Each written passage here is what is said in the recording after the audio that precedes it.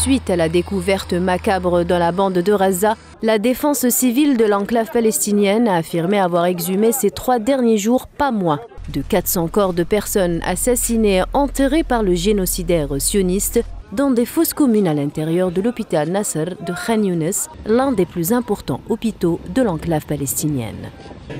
Selon le directeur de l'approvisionnement de la défense civile à Gaza, plus de 2000 citoyens étaient portés disparus dans la bande de Gaza et que les recherches se poursuivent pour trouver d'autres charniers, particulièrement après les dernières découvertes en date.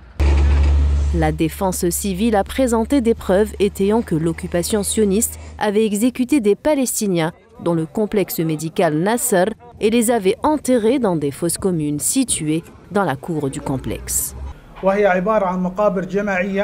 Il s'agit de fosses communes où les corps des martyrs sont entassés et il y a des indications que certains d'entre eux sont soupçonnés d'avoir été exécutés sur le terrain et nous avons des indices que d'autres ont été physiquement torturés, comme nous soupçonnons que d'autres ont été enterrés vivants.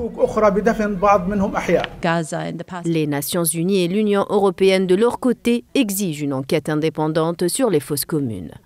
Nous sommes également horrifiés par la destruction des complexes médicaux Al-Nasser et Shifa, ainsi que par la découverte de charniers dans et autour des installations. Nous appelons à des enquêtes indépendantes, efficaces et transparentes sur ces décès. Compte tenu du climat d'impunité qui prévaut, cela devrait inclure les enquêteurs internationaux. Les hôpitaux ont droit à une protection très spéciale en vertu du droit international humanitaire. Soyons clairs, le meurtre intentionnel de civils, de détenus et d'autres personnes hors de combat est un crime de guerre.